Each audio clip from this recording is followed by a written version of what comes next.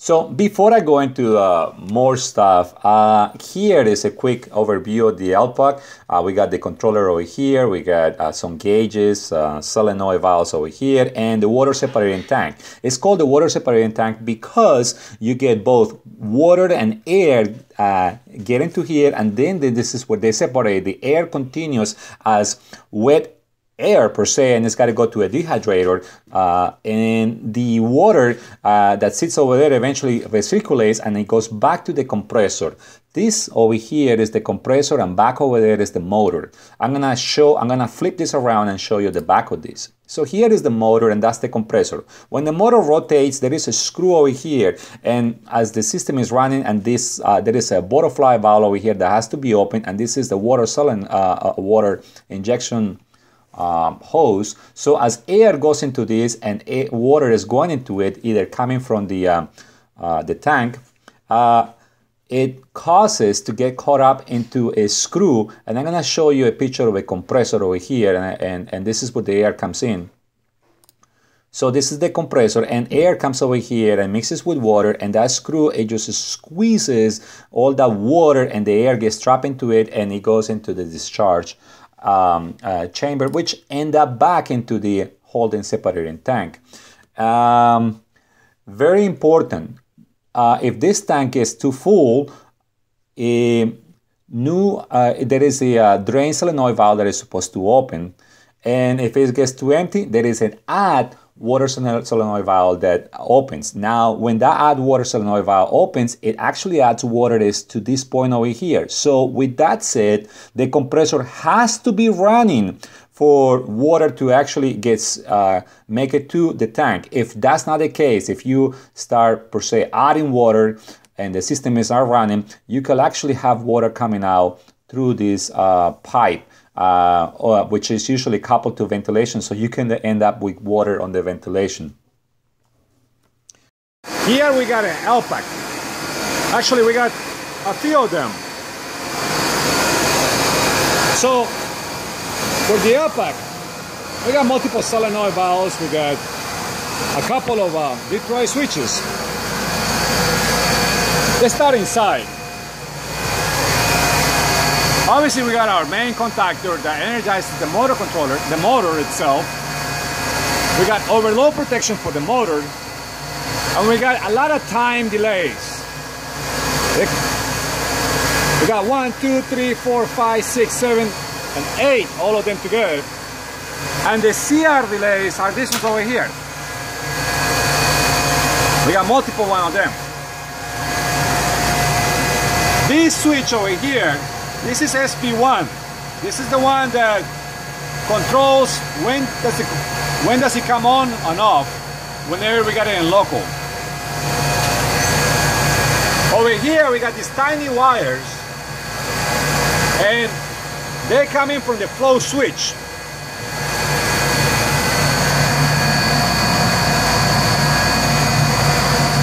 .1141 is a common, which I will show you in the schematic.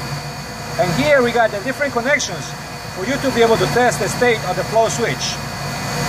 2011 and 2041. To be able to identify different switches, this is TR3. Over here it says 1141, and that one says 2141. That is the coil. If I look here at the schematic, that's 2141. And that is 1141. So this T3 is that position over there. So that's T3 out of all of them. And the contacts, which is contacts 1 and 5 that has wires,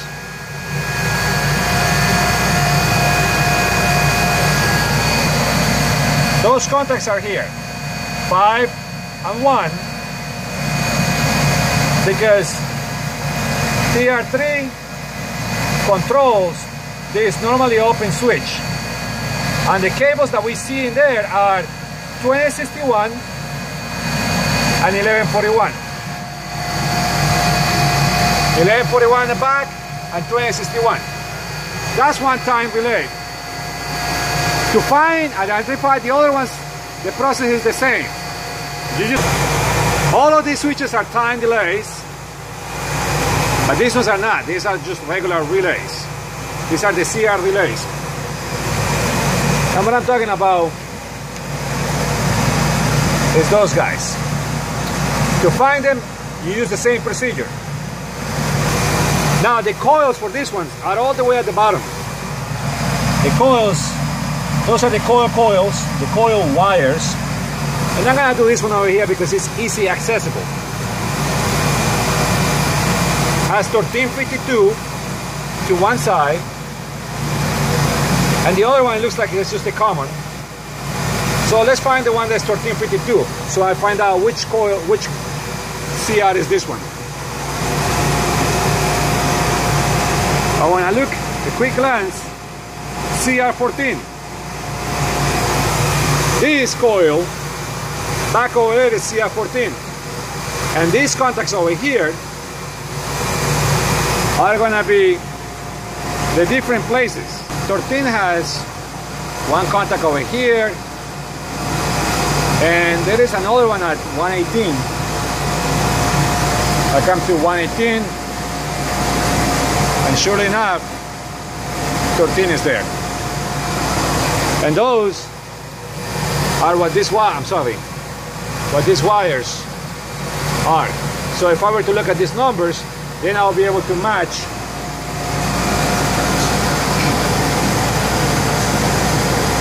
I should be able to find in one of those set of contacts in A and B 1183 and 1184. Let's do that, A and B. So I got A over here and B over here. I got A over here and B over here. A 1185 and B 1184. Just as predicted by the schematic. To find the associated switches are the same way too. Like here, this is a selector switch. If I go back over here in the back, rather this is my on and off switch. I got back over here 1021, and on the other side 1051. So here is a flow switch that you will find inside of a LPAC tank. As you can see, the top of the switch, it has switches 1 and 2, which they have their own little floaties, and 4 and 2, they share the floaty. At the bottom is the actual cannon plug that goes in and makes the connections. The schematic of it, and here notice that all of them are normally open, but LS1 is normally closed. The way how the switch sits inside the tank is actually screws to the bottom. So if there is no water, this switch is already down, and that one is LS2, so that one will be closed. LS1 is a top floaty, and because it's down, remember I said that was normally closed, so it will be closed. The other two switches will be open. What switch is this one? High air discharge. High air discharge. And in the back, this one? Low injection water. And this one? Low oil pressure switch. This one over here is my recirculating solenoid. And lastly, before I finish, I want to talk about, well, we got our solenoid valves over here, and in a moment I'll show you the page that tells me which solenoid does what. That's the butterfly valve actuator. Can you actuate it? See how it comes out? It is spring loaded. The butterfly is over there. That stops air from coming in into the system. The LPAC schematic consists of 2 pages. So the first page, it contains the circuit that deals with starting the actual LPAC. The motor is over here, that is the overload protection, And here are the contactors for the actual starting of the motor. That's the coil. Now, this side over here, these are your shutdowns. And all the shutdowns, they will affect a series of contacts over here, which will affect 70R. And as you can see, 70R can directly affect the main contactor. The second page, this over here, this is just your light indications. And finally, this over here has your water drain solenoid and your water add solenoid.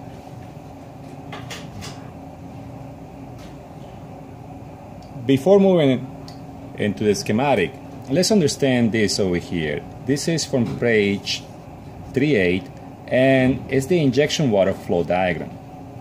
Makeup water is controlled directly by its own flow switch. There is 4 flow switches within the tank. As I showed you earlier, it's actually a long flow switch with different floaters within it. The makeup solenoid valve, it adds water to the top of the compressor, so the compressor has to be running, otherwise it's going to overflow from the top where air enters the compressor. And then it goes into a separating tank. When the compressor is running, water and air go into the separating holding tank. Air continues, but it will be very moist, and the majority of the water drop to the bottom and it will recirculate. In the process to recirculate, it will cool down. The water will be cooled down by seawater, and then it will continue. It will go through a filter, and as long as this valve will always be open when the compressor is running. So if the compressor is running, this injection water shut-off valve will be in the open. Otherwise, it will be shut. The water comes in and it enters the compressor. So that's just a recirculation over here.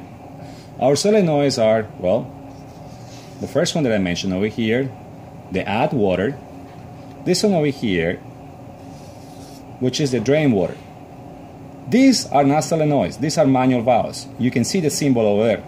This symbol over here, which I'm making yellow right now, this is what indicates that these ones are electrical solenoids.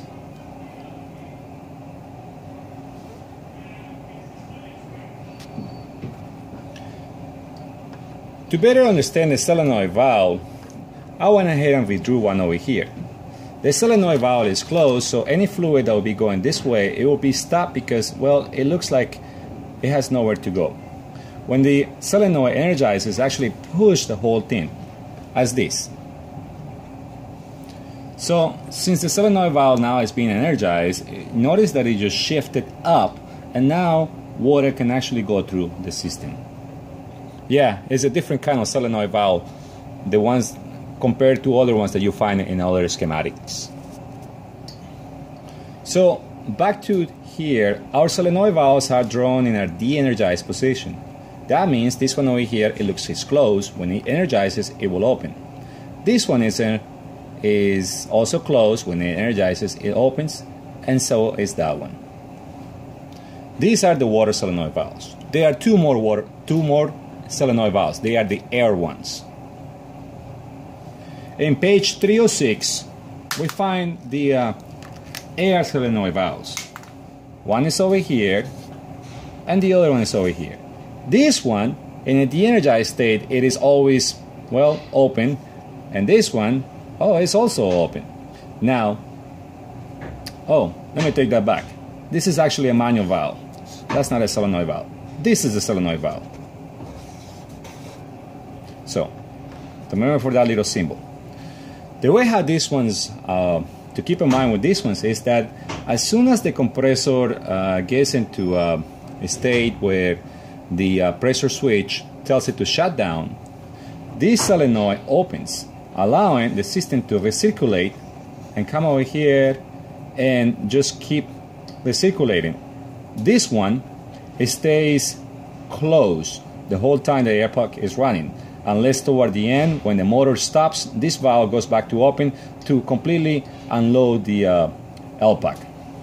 Now, this solenoid, when it shifts in the unloaded solenoid, what happens is that there is some of that air, it goes into the butterfly cylinder operation and it closes. So the LPAC is not drawing any more air from the outside, but it's just simply recirculating the air that is trapped in here.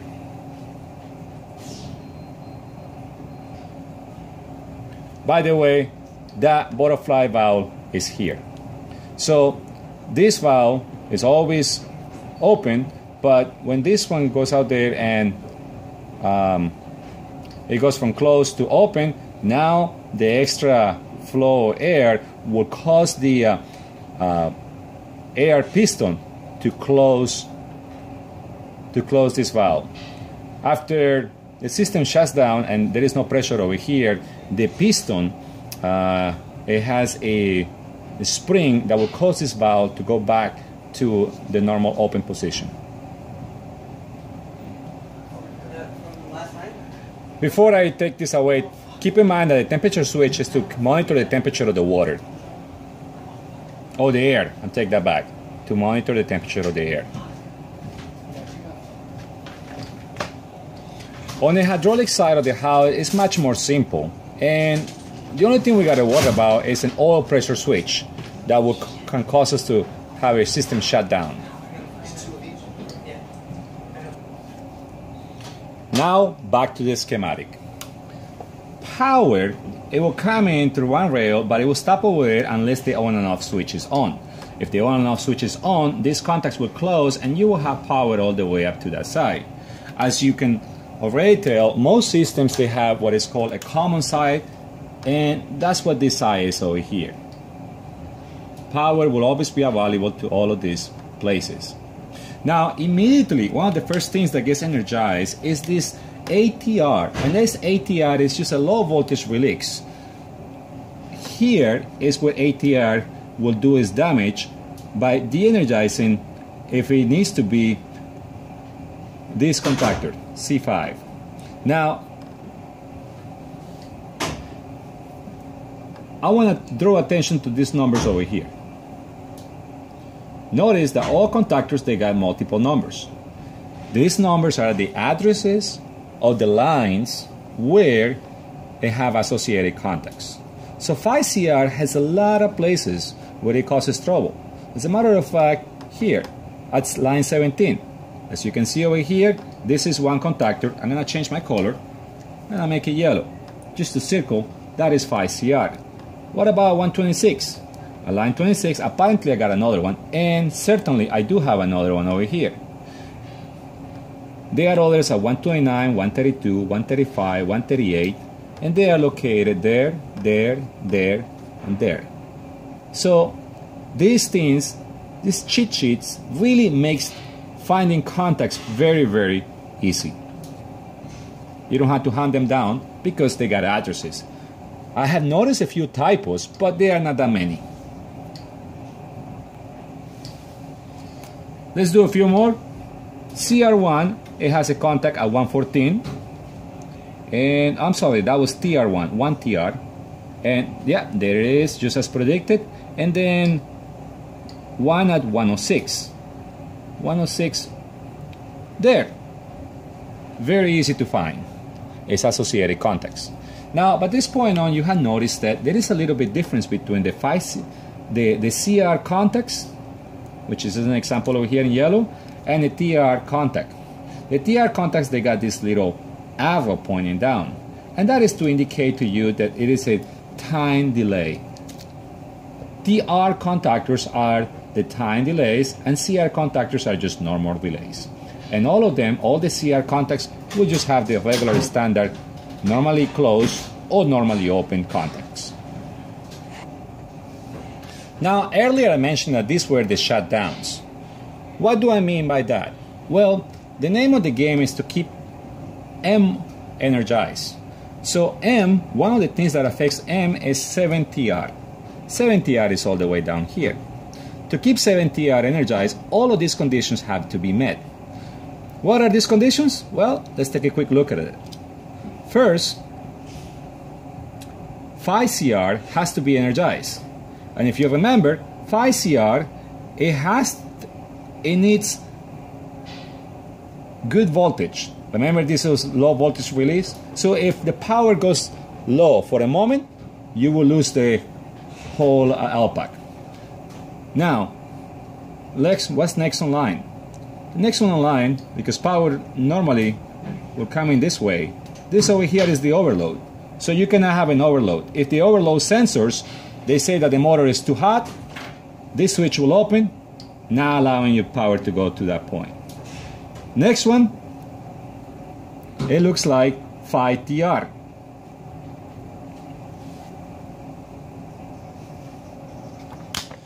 Five TR is actually on the other page, okay, and it is energized by 12 TR.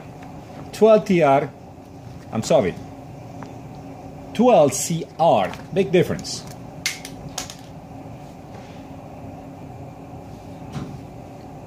12 CR is over here. To keep 12 CR energized, we cannot have a low water shutdown switch open, LS2. So we can say that if this opens, this in exchange is going to end up opening indirectly through 12 CR. So that was that one. What's the next one? 11 CR. 11 CR is very easy, straightforward over here. And one thing that I forgot to mention, and I hope you're not confused, is that earlier I indicated that power was all the way here. Well, there is an isolation transformer over here, or actually a step-down transformer, which will put 112 volts to this rail. The other side, well, of the 110 is this side over here, and I've got it over here. So this part over here will always have power, and this is the conditional power. I call it conditional because all of these conditions had to be met for each one of these relays to be energized. So I stopped last one when we were looking at 11 CR. So 11 CR, if we do not have a high water level shutdown, this switch will be closed and energized in CR. Now, understand that when the system is energized, actually, before the system is energized, or before 7 TR is energized, this will be open and 2 CR will be de-energized without power. If 2 CR doesn't have power, all of these contacts, they default to normally close. So that means that 17 has a open path over here, and the only thing that is stopping him from energizing is if we were to have a low pressure shutdown situation.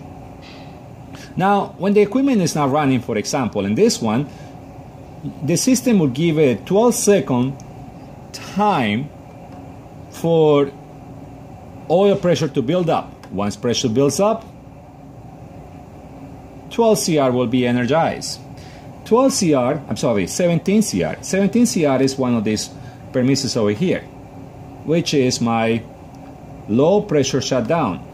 16 CR, if you follow, it is the low injection water shutdown. So once again, when the system energizes, this will be energized, but it will have 12 seconds to close this switch so that power can stay energizing 16 CR.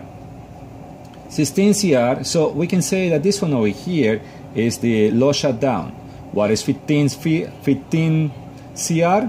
Well, very easily, the dry failure switch. What is 14 CR? Our high discharge shutdown switch.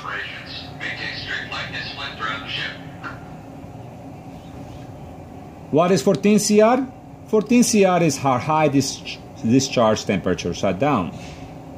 The next one, 13, which is the high compressor shutdown. And that one, if you follow the path, it goes back to here. And back to 11 CR. So we discuss really how any of these contacts opening will affect 7 TR, which 7 TR directly will shut down our motor. As long as all the CR contacts for the shutdowns are energized, their associated lights will not be coming on. See, when the system first gets energized, if 11CR is energized, it will close this contact and it will open that contact. And now notice, power going through here, it will never be able to energize this light. So that light won't be on. However, if you will press the test button, you will put power through this normally open contact, which it will be closed. Why will be closed? Because under normal situations, 11CR, an example, if we don't have a high level condition, this switch will be closed, energizing or keeping 11CR energized. One 11CR energizes and all of them energizes. This one closes its own maintaining contact. 12 has its own maintaining contact. 13 has its own maintaining contacts, and so on and so forth. So once you energize each of those relays, you no longer need them. You no longer need 2CR. The only thing that is dependent to keep them from de-energizing is their associated safety shutdown. So as long as the relays are energized, all of these relays will have the same situation where this will be open and that will be closed, open and close, open and close. And what that means is that in the example that I was showing a moment ago, if I were to press the test button, I could have power go to the lights, so I can bench test, or I can test the lights to make sure that they are good. And then as soon as I let go the test button go, the lights will be off, and only a light will come on if its associated switch will be open, or the associated switch with its associated CR contactor. Finally, in this schematic, we got to look is our fill and drain solenoid valves. These solenoid valves over here. These are 2 of the 3 water solenoid valves. This solenoid valve depends on a time contactor, which is 2TR. When 2TR, which is here, and 3TR, which controls that one. So when 2TR gets energized by LS3, when LS3 closes because water is, well, too high, then 2TR energizes, closing this contact after a certain period of time, and it will energize the solenoid so that it can drain. If the LPAC fails to drain by itself, this is the only thing that you got to look at. If the LPAC fails to fill by itself, then you're looking at LS4, a faulty LS4, because, or a sticky T3TR. So what happens when LS4 closes because the water is too low? This energizes, and after a short about 6 to 8 seconds, this closes, energizing the solenoid valve to add water. This solenoid over here, this is an air solenoid valve. The blow-down solenoid valve, it is the one that it will close, it will open when the system is not running. So this blow-down solenoid valve over here is this one over here. I will show you now this, the unloaded solenoid valve. The unloaded solenoid valve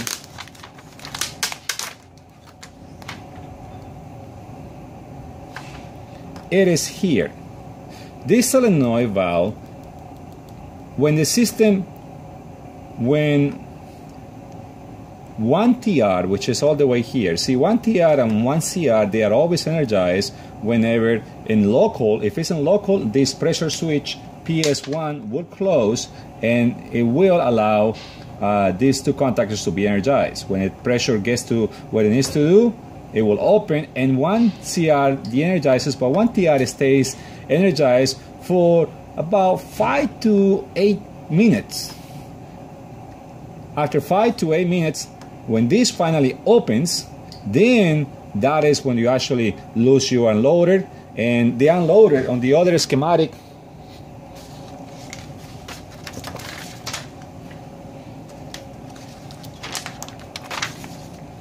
is this one over here. So for about 5 to 8 minutes, the LPAC will be in recirculation concerning, this is the air recirculation. And When that is happening, that is when the butterfly valve will be closed, not allowing more air to come into the system.